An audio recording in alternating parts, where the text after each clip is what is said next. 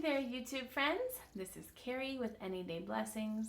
Today I have a it's an exciting video for me. I know it might cause stress and anxiety in some of you, and that's what I'm hoping to help with today, okay?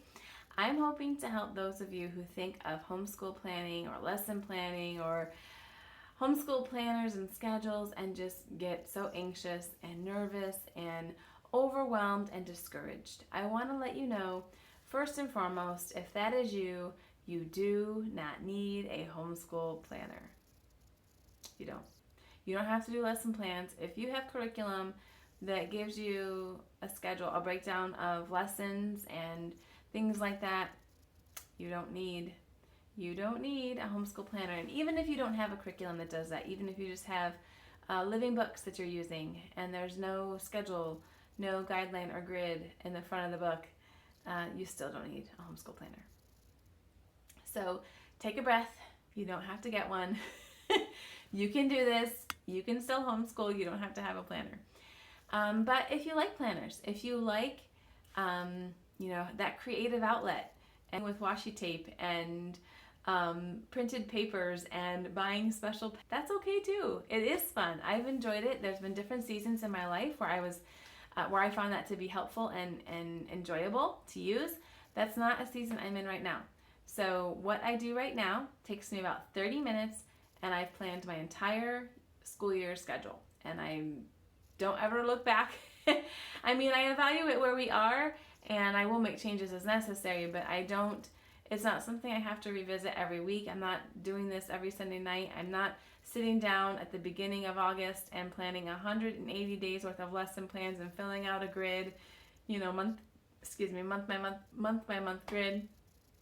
I'm not doing that, because what happened to me when I did that our first year of homeschooling, I sat down and planned out every single day, every single lesson that I was going to teach. I made a time schedule of when I was teaching these lessons and how long they were going to take and all of this. And what happened by like 10 weeks in, I was completely frustrated that things were not lining up. I wasn't actually doing what I was scheduled to do. And in some things I was way ahead, and other things we had decided to take a break and, study some more. And it was just so frustrating because here I had put all these hours in planning out this perfect schedule, and it just wasn't materializing to be what I put on paper. And if that's you, if you've become frustrated with that, or if you're afraid of that, I just want to let you know you don't have to have a plan.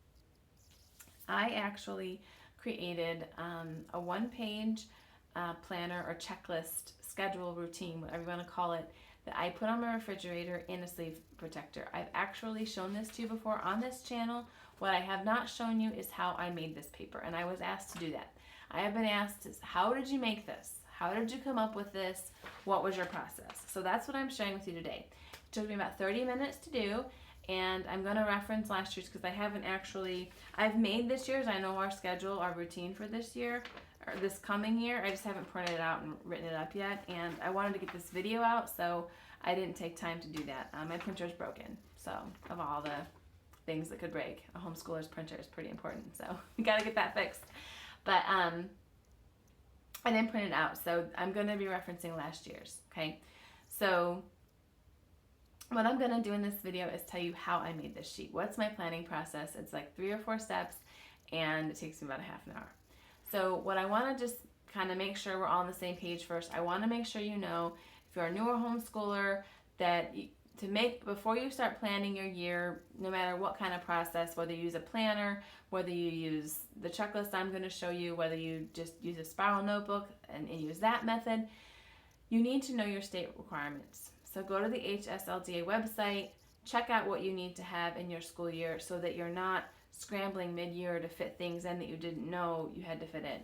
Make sure that you go there first and kind of have a mental note of the things that are required of you. How many days you have to have, how many hours you have to have.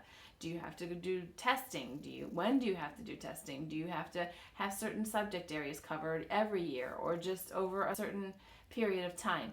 Know all of that first. That's the very first step. And most of you that follow me that are veteran homeschoolers, you know that's in the back of your mind when you plan every year. But just in case there are some new homeschoolers, I wanted to make sure you knew to go there first.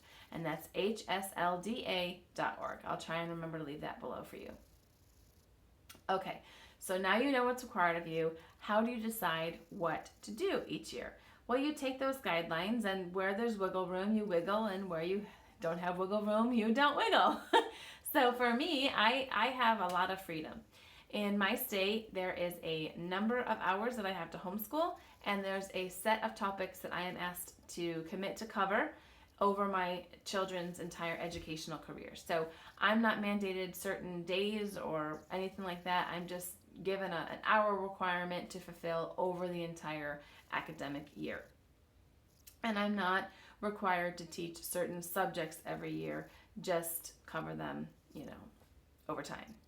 So I look and see what electives I have to cover, and I'll pick a couple each year, and I'll put those in.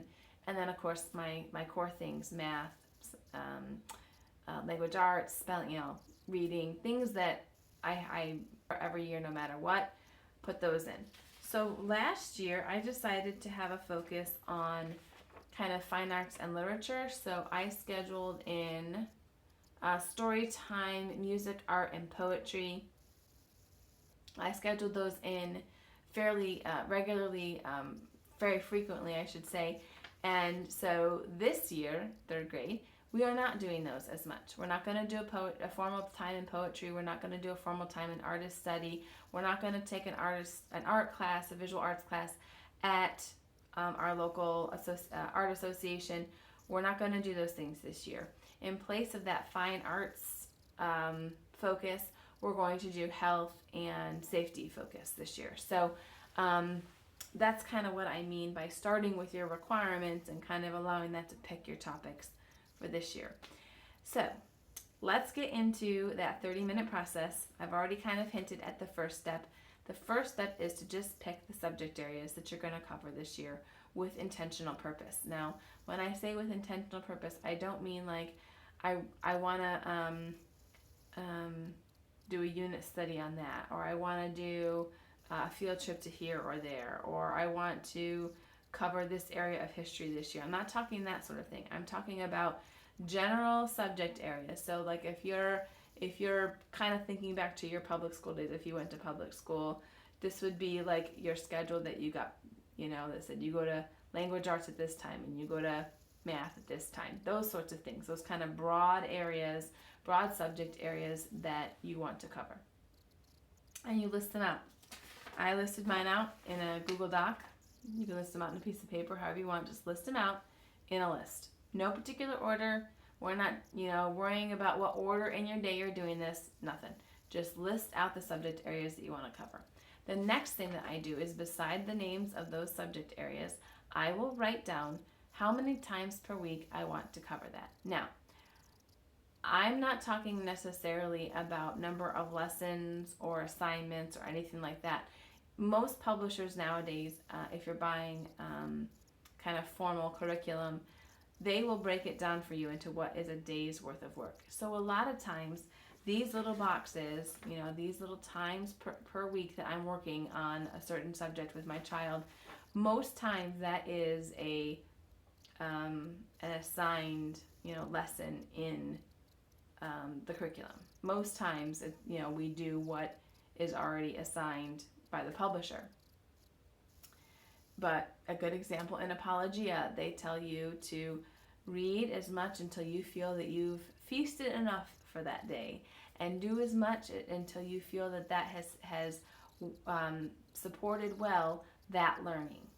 So they give you a schedule, but to be honest, the schedule that's in the front of that book is way more than I want to cover in one daily sitting with my child in science. So we aren't going to be following that schedule to the letter. That's not going to be a day's worth of work to me.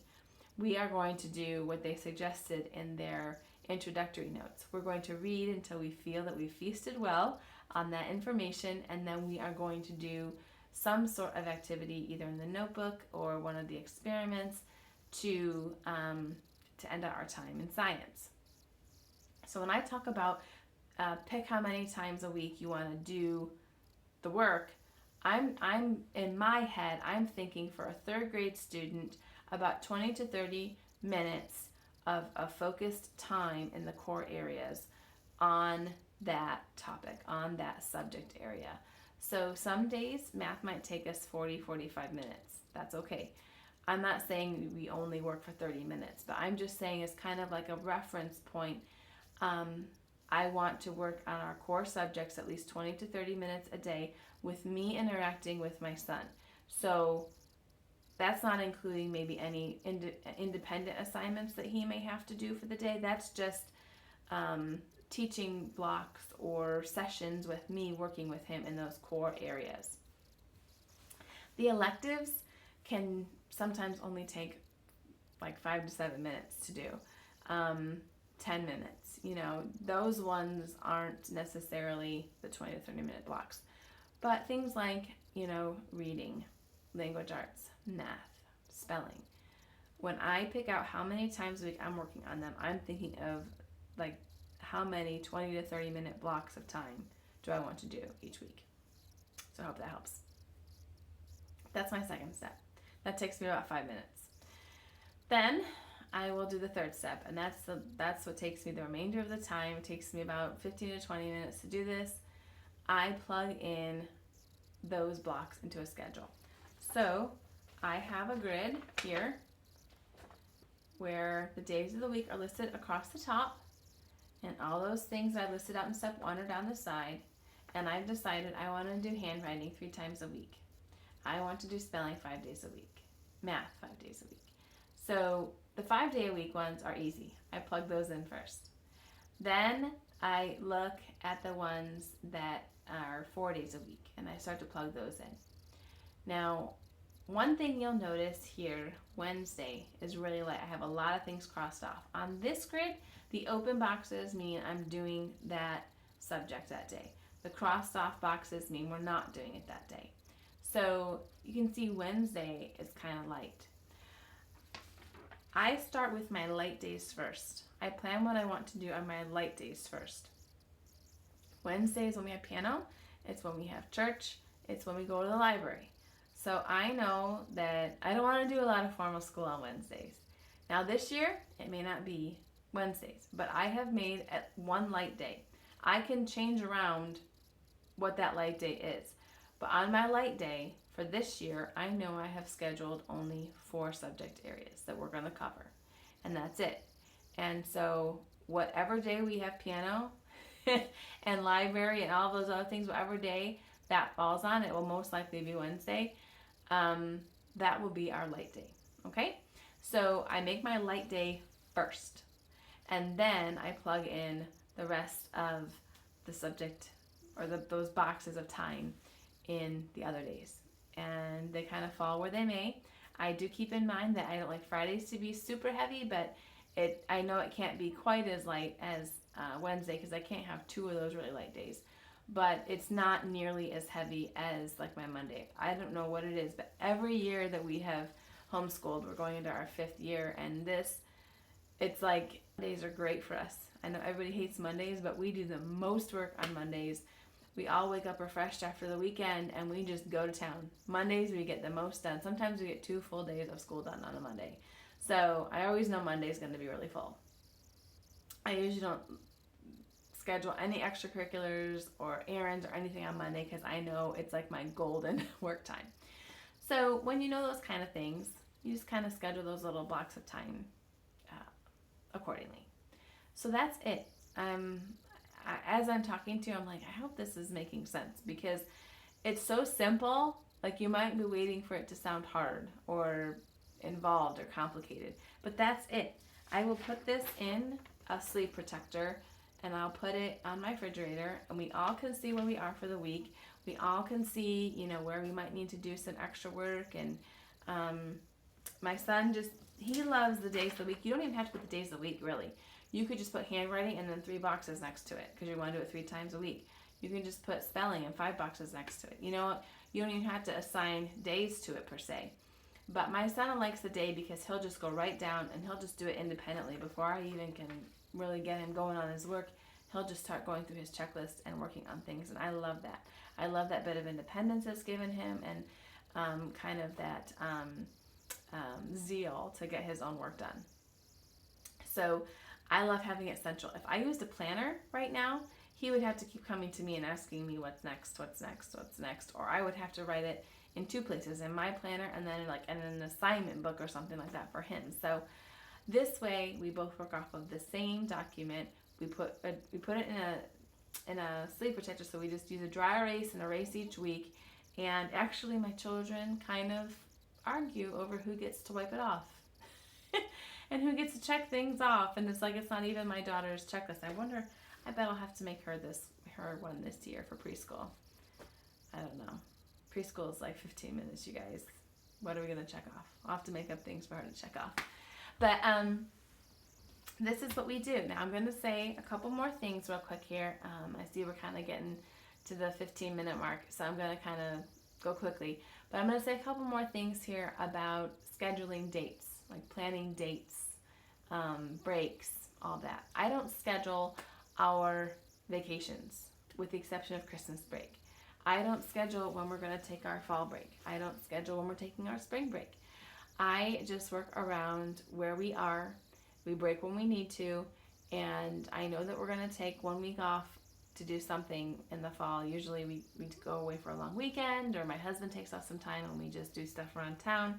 But I know we're going to do something because his work doesn't allow him to really take off much time in the summer, just because of the nature of his job.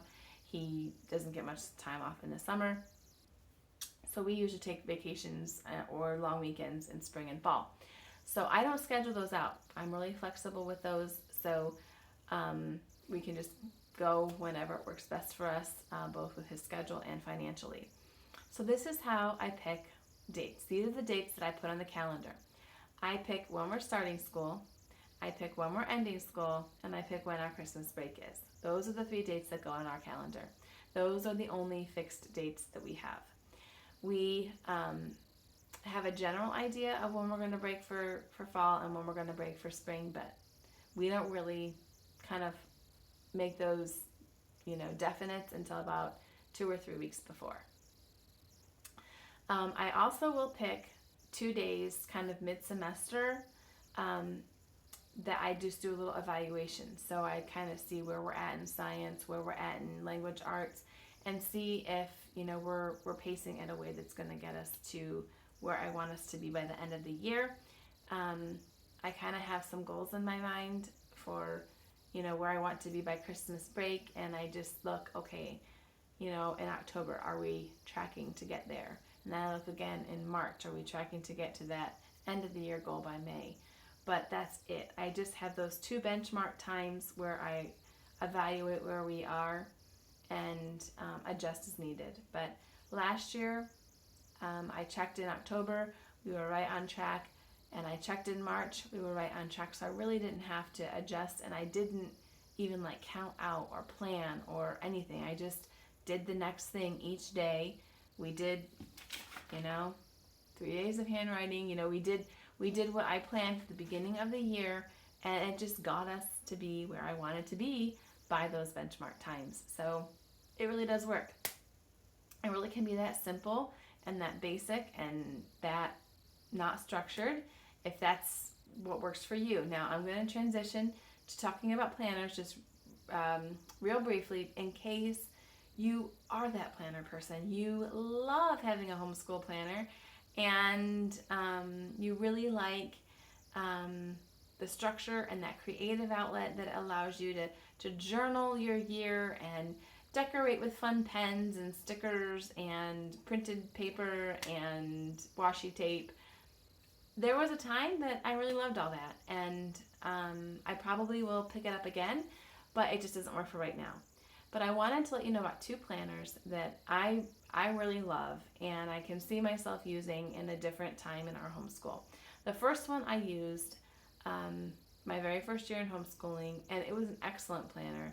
It helped me out a lot. I just was frustrated with the process of using a planner, not the planner itself. And that is the Ultimate Homeschool Planner by Deborah Bell. Absolutely love it. Highly recommend it. It's your traditional kind of homeschool planner, but there's a lot of other things in there that I love. And if you want me to walk you through it sometime, I will, but it's a great planner. So I highly recommend that one. That is a traditional planner. That is your schedules and lists and calendars and all of that. Now, a more untraditional planner, something kind of new that I'm really intrigued by and I'm learning more about. So I'm by no means an expert, and I will kind of refer you to look at some other YouTube videos on this one. But if you've not heard of this yet, you kind of like journaling. You're not so much the schedule, but you like journaling. Check out reverse lesson planning or planning from behind. Julie Bogart did a video on it. Zara PhD, I believe is her channel name. She did a video on it. And there's a couple others. If you just look those up on YouTube, you'll see some really helpful videos. And basically what you do is you journal and record the week that was. You write out the things that you actually accomplished and allow that to help you make the plan for next week. So when you journal out in this planner what you've done, and you say, wow, we really had a great week in science and math. Next week we really need to focus on reading and language arts and spelling because we didn't really hit those this week. But look at the week we had in spelling or in science and math. So it's allowing you to have a keepsake while also providing a little bit of structure and reflection and gauging where you are and what you've done. I highly recommend looking at the Knot Grass planners for this style of lesson planning. They provide prompts to kind of journal the week that was, so it gives you a little bit of structure. You could certainly do this style of planting with just a journal or a composition book or something like that. But if you want that a little bit of help and structure, the Knot Grass lesson plans, I think, are great for the reverse planning method. They would, I think, be such treasured keepsakes to have when you look back on your homeschool years and go and find these planners in your stash of things, reading what your children thought about different activities and seeing the things that they learned along the way. Again, Knot Grass, I'll leave a link below for you. It is an affiliate link again. It doesn't cost you any more to use that link. It just lets them know that I sent you, and I do benefit if you do make a purchase, but it doesn't cost you any more to click that link. It's something I'm going to try. When my son gets a little bit older, I'll probably use this method for a couple more years, but I see us doing the reverse lesson planning in the near future, and I'll definitely be picking up the Knot Grass lesson planners when we get there because I love them. I love the whole idea of seeing where you are and allowing that to guide you where to go in your year. So those are my thoughts on planners. If you really want to have one and you like doing it, those are the two that I would recommend you taking a look at. All right, guys, this video is long. Sorry. I'm going to wrap it up here. I hope this was helpful to you to see the process that I use to create my one-page lesson plan for the year. And if you have any questions, please, of course, leave them down below.